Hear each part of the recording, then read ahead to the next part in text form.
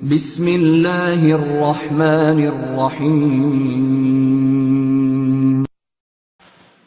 नहमदहु वसल्ली अला रसूलिहिल करीम अम्मा बाद फ़अऊज़ु बिल्लाहि मिनश शैतानिर रजीम बिस्मिल्लाहिर रहमानिर रहीम क़ाला अल्लाहु तआला फ़ी क़ुरआनिल मजीद व फ़ुरक़ानिल हमीद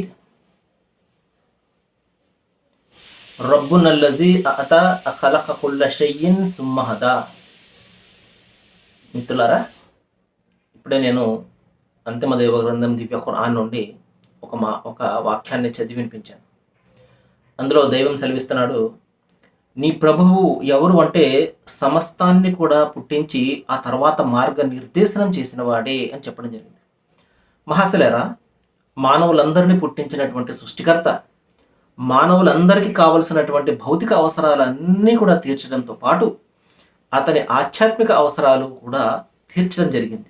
దీనికి ఆయన ఎంపిక చేసినటువంటి పద్ధతి ఏమిటంటే, తన ప్రవక్తలను ఆ ప్రవక్తలతో గ్రంథాలను పంపించి మానవాళికి ఏ మార్గంలో వెళితే వారు సాఫల్యం పొందుతారో, ఏ మార్గంలో వెళితే వారు వైఫల్యం చెందుతారో ఇత్యాది విషయాలను చాలా స్పష్టంగా ఆయన చెప్పడం జరిగింది.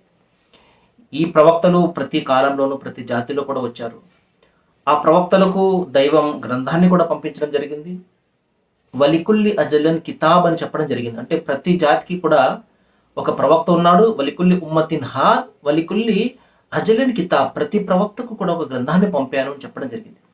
కాబట్టి దైవ ప్రవక్తలు అందరూ కూడా దైవం చేత నియుక్తులైనటువంటి వారు, దైవం చేత ఎంపిక చేయబడినటువంటి వారు. తమకు తాముగా ప్రవక్తలుగా చెప్పుకున్న వాళ్ళు కాదు. దైవం వాళ్ళను ఎంపిక చేసుకుంటాడు, ఈయన నా ప్రవక్త అని చెప్పి.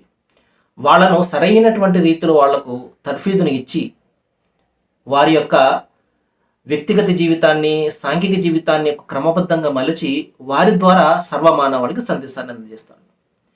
కాబట్టి ఈ విధంగా పంపబడినటువంటి ప్రవక్తల పరంపరలో చివరిగా వచ్చిన వారే ప్రవక్త ముహమ్మద్ వారు సల్లల్లాహు అలైహి వసల్లం. ఆయనపై అవతరింపజేయబడినటువంటి చివరి మార్గదర్శక గ్రంథమే దివ్య ఖురాన్. Thank you.